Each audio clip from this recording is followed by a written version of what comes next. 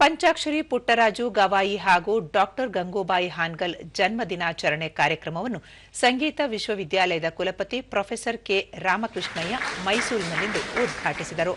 ಈ ವೇಳೆ ವಿಶ್ವವಿದ್ಯಾಲಯದ ಕುಲಪತಿ ಡಾಕ್ಟರ್ ಎಂಜಿ ಮಂಜುನಾಥ್, ವಿದುಷಿ ಶಾರದಾ ಭಟ್, ಹಿಂದೂಸ್ತಾನಿ ಗಾಯಕ ವಿದ್ವಾನ್ ಗೋಪಾಲ್ ರಾಯಚೂರ್, ಪಾರ್ವತಿ ಜೋಶಿ, ಸೌಮ್ಯಶ್ರೀ ಸೇರಿದಂತೆ ಮತ್ತಿತರರು ಉಪಸ್ಥಿತರಿದ್ದರು.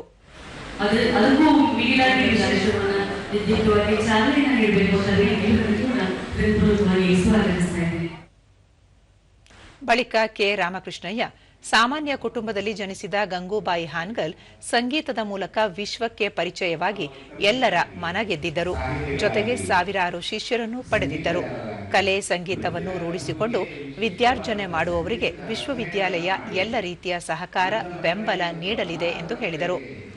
ಪಂಡಿತ್ ಪಂಚಾಕ್ಷರಿ ಪುಟ್ಟರಾಜ ಗವಾಯಿ ಅವರು ಕೂಡ ಸಂಗೀತ ಕ್ಷೇತ್ರದಲ್ಲಿ ತಮ್ಮ ಸಾಧನೆಗಾಗಿ ದೇಶದ ಅತ್ಯುನ್ನತ ನಾಗರಿಕ ಪ್ರಶಸ್ತಿ ಪದ್ಮಭೂಷಣ ಪಡೆದಿದ್ದರು. ಭಾರತೀಯ ಕಲೆಗಳನ್ನು ಉಳಿಸಿ ಬೆಳೆಸುವಲ್ಲಿ ಮಹತ್ವದ ಕೊಡುಗೆ ನೀಡಿದ್ದರು ಎಂದು ಹೇಳಿದರು.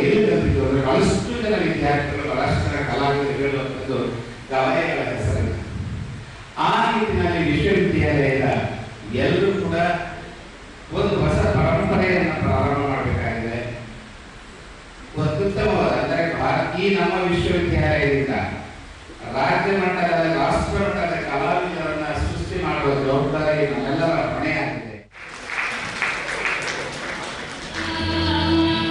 ಇದೇ ವೇಳೆ ವಿವಿಧ ಸಾಂಸ್ಕೃತಿಕ ಕಾರ್ಯಕ್ರಮಗಳು ನಡೆದವು.